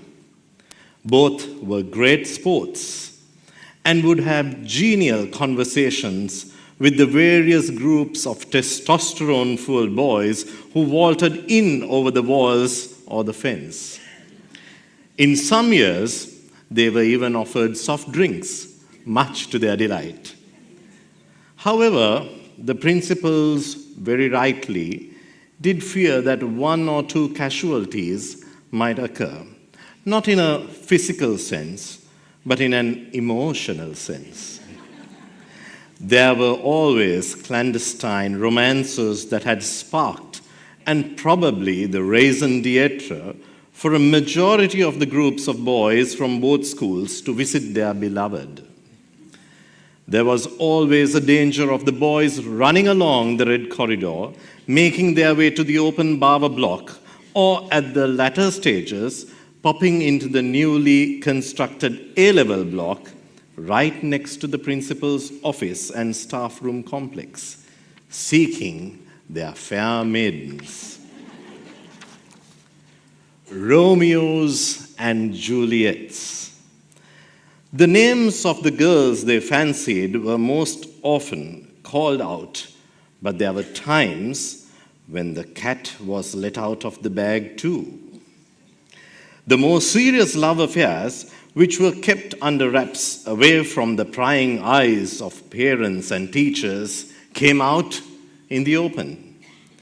Most of the class would be in the know of the forbidden affair, and while Romeo would walk around trying to find his Juliet, her name would be bellowed by some well-meaning guy friend in the hope of Romeo getting a glimpse of his Juliet. There was always suspicion that a map had been drawn and given by the girls in question, as the boys would find their way exactly to where the young lady would be hiding behind her classmates, giggling away. An appointed sentinel would be on guard to spot a sharp-eyed teacher who would be watching this role play in action. There were generally quite a few, stationed around like bodyguards.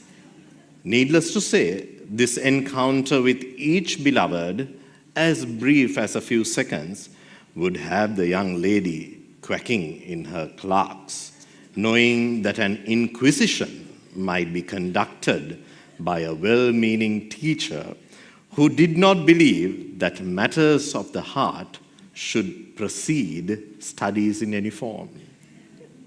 However, there was always the feeling of, let me have the excitement now and deal with the consequences later.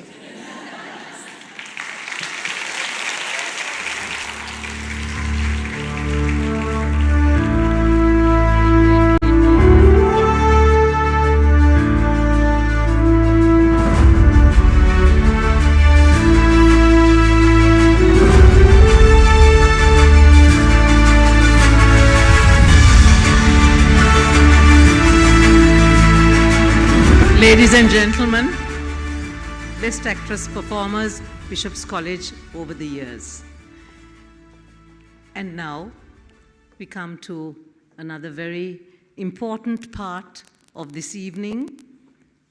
We present the 150th year anniversary book of Bishop's College to our various distinguished guests, and I think most of the audience who've also booked may be able to take some of their copies away today. So I would like to call up on stage Bishop of Colombo, Right Reverend Dushantha Rodrigo, to be presented by the book, with the book. President of the PPA, Hasna Mohideen, will present the book.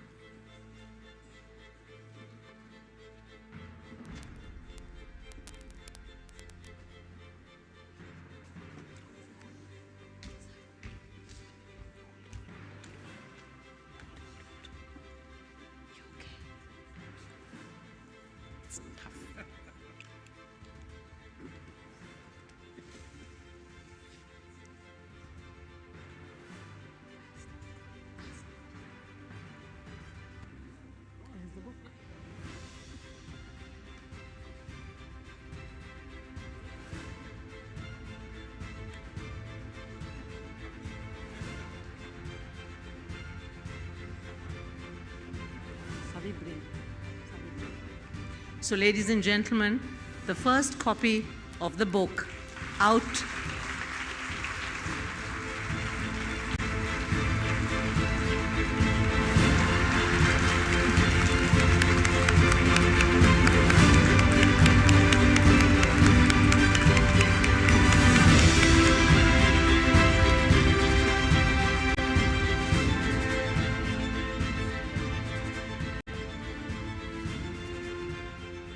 and a memento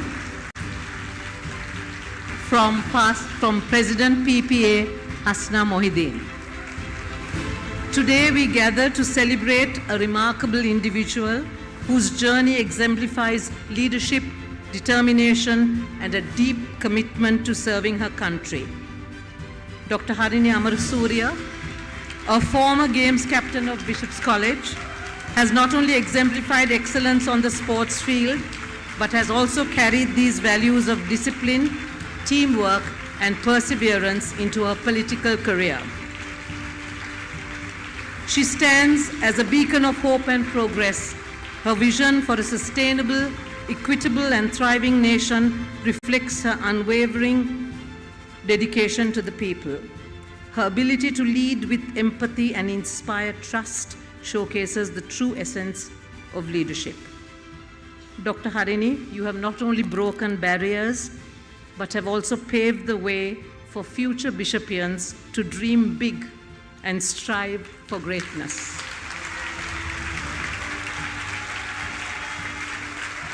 Your journey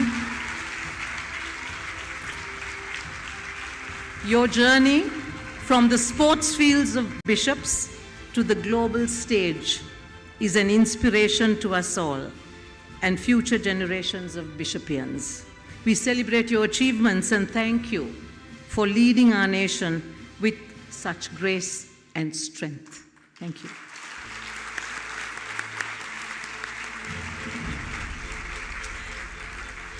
Now we call up Professor Xith Sivasundaram to accept the book token.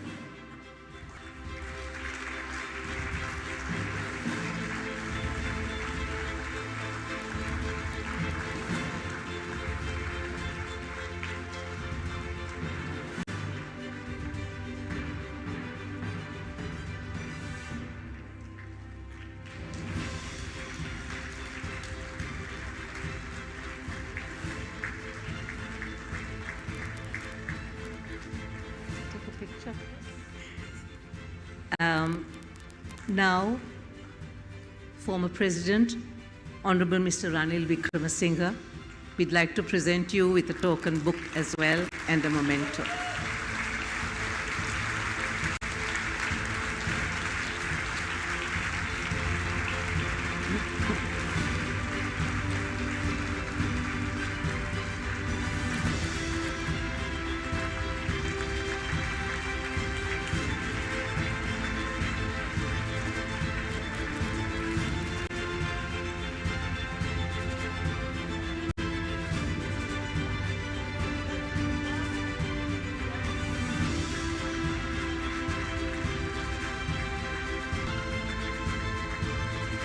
Thank you. Our principal, Mrs. Shamali Gunatilaka Hera, special from the PPA,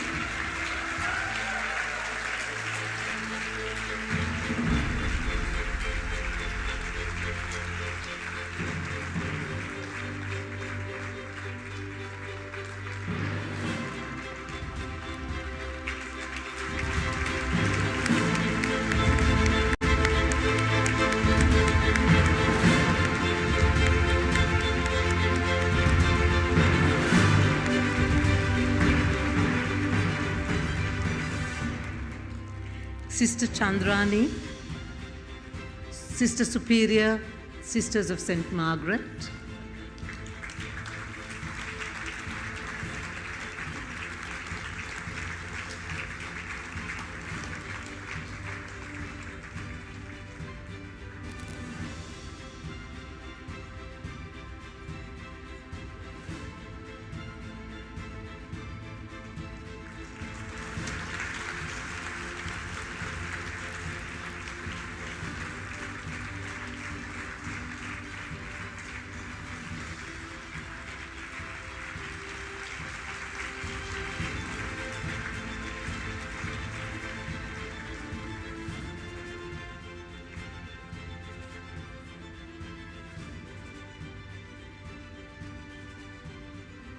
Reverend Sarah Hutton, Associate Minister, Parish of Share, Diocese of Guildford, UK.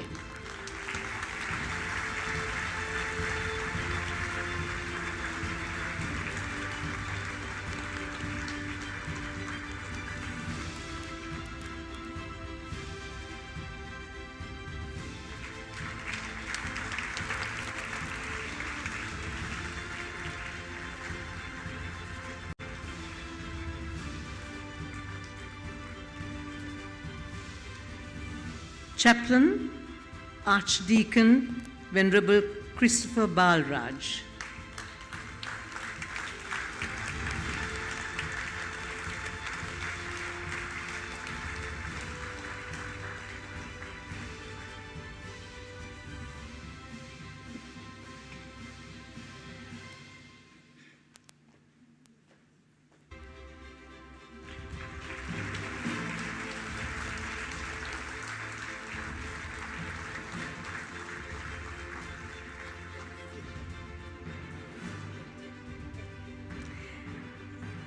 And now,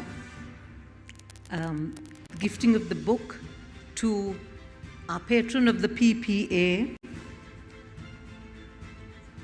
Mrs. Mohini Thambaya. The book will be given to her by Kavindi.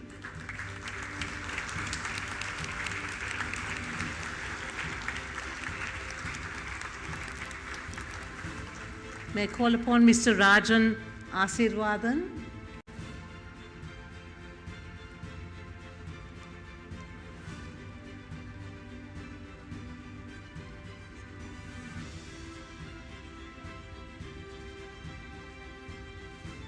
Honorary Member of Bishop's College.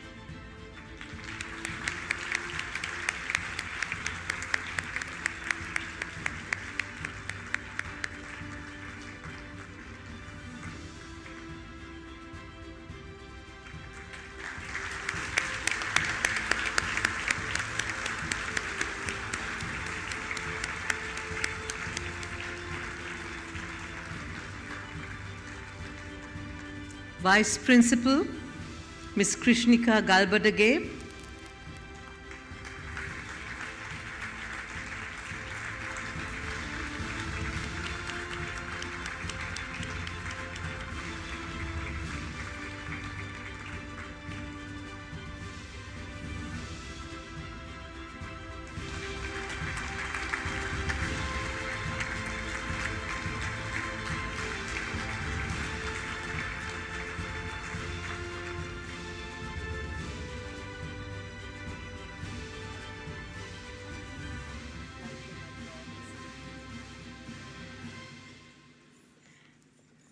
and now, special presentation to Savitri Rodrigo.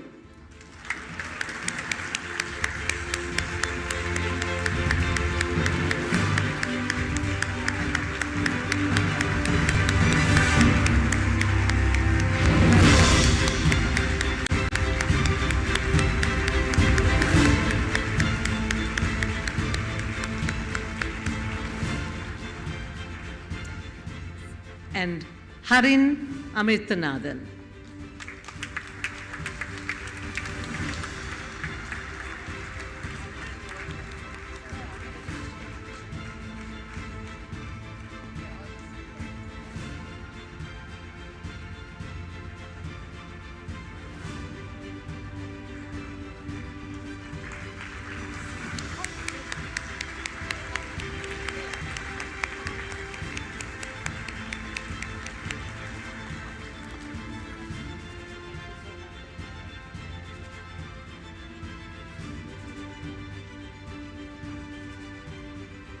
We'd like to gift our sponsors this very special edition. May I call upon our sponsors from Port City, Mr. Shalaka Vijayaratna, Executive Director, Investment, Promotion and Marketing.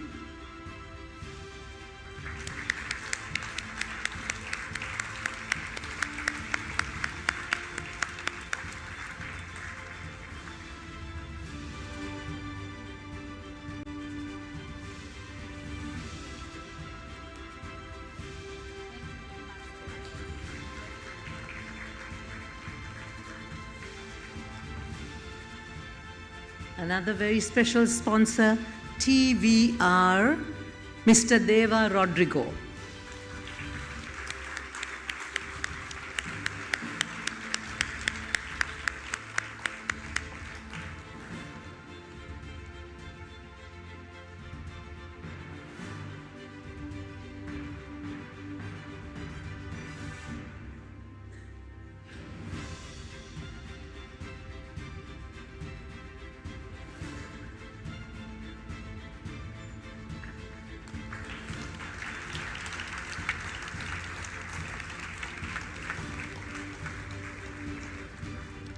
We'd like to acknowledge, thank you, Mr. Rodrigo. We'd like to acknowledge sponsors, Haley Advantis, Mr. Ruan Vaidyaratna, Managing Director, and Haley's PLC, Mr. Mohan Pandithage, the Chairman. We will be delivering the books to them in person. We would like to call on Shama Pereira.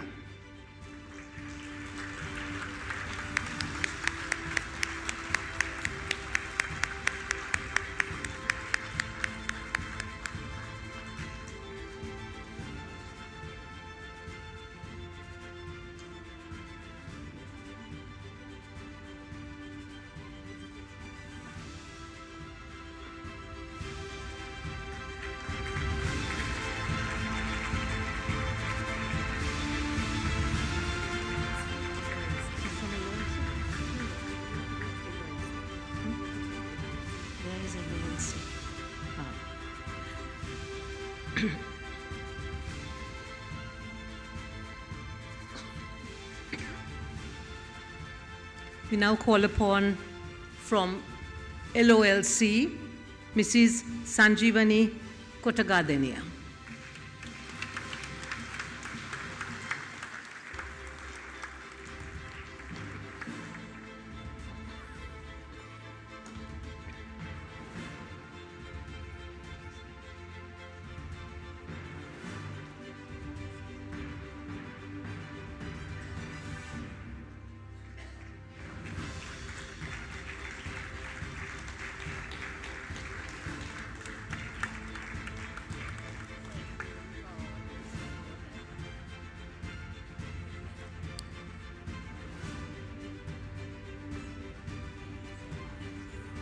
Thank you, Mrs. Sanjeevani. I'd like to acknowledge Prashanti Mallavarachi.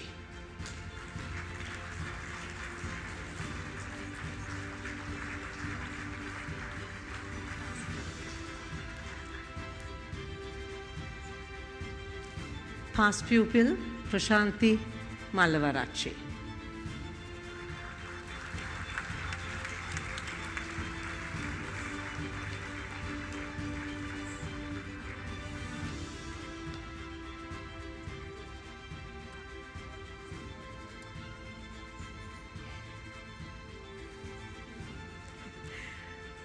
The next book token will be handed over to Mirza Jafar, also a very distinguished past pupil, be given to her by Sunela.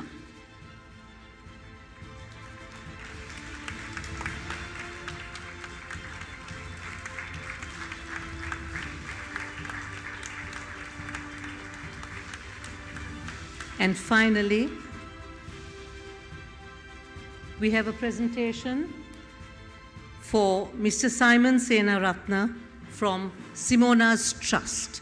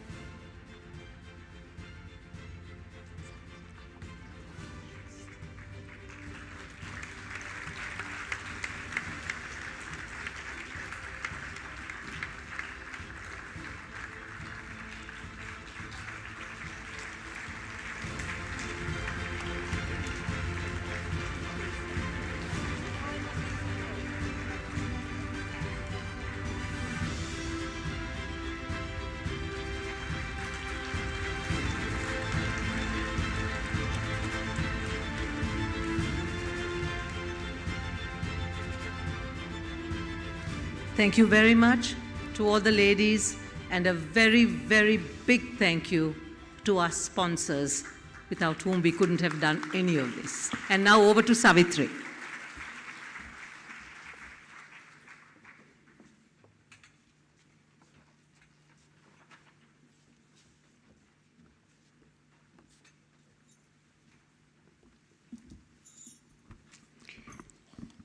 We are on the last lap, so bear with us a little bit.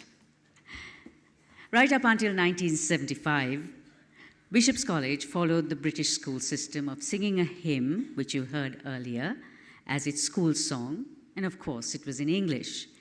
However, this is also a school that has had to maneuver many a transformation, and the era of language transformation, which would indelibly penetrate into the sphere of education, was also particularly difficult, as you heard the orator say today. In 1975, a visionary principal, Miss Amabel Jayasuriya, decided it would be astute to introduce a school song in Sinhala to fit in with the times and to make sure her students were well equipped to navigate changing times. She requested the Reverend George Karunaratna to compose a new school song in Sinhala and include a few lines in Tamil, while Dr. Walter Marasinghe composed the music to reflect local rhythms and styles. The new Sinhala song was sung for the first time at the prize giving on the 30th of January, 1976. Ladies and gentlemen, please rise for the Bishop's College School song, followed by the National Anthem of Sri Lanka, with the PPA choir, directed by Ishan de Lanarol and accompanied by Niranjan de Silva.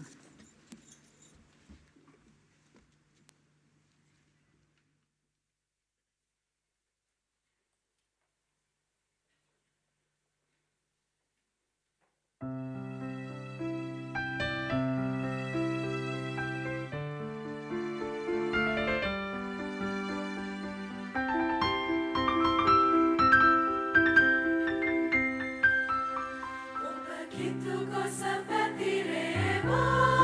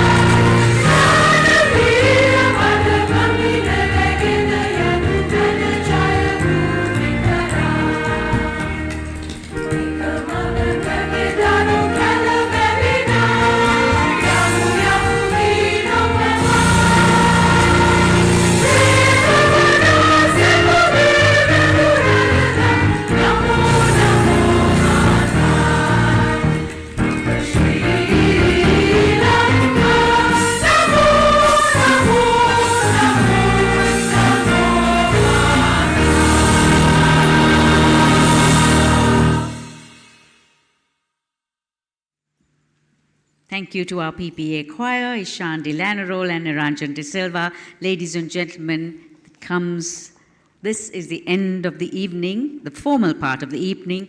We hope you will be filled with mystery, memory, and magic as you leave the portals of this 150-year-old school, but not just yet, because we have refreshments and time for fellowship and some toe-tapping entertainment in the foyer and in the garden. For those of you who have already purchased your book, please make your way to the green room with your receipt for your book, and you can collect it there. And if you'd like to buy a book, please make your way to the ramp in front of the auditorium. Cash and card payments are accepted. And as we end the formal part of this evening, ladies and gentlemen, each of you have been a part of the Bishop's College journey.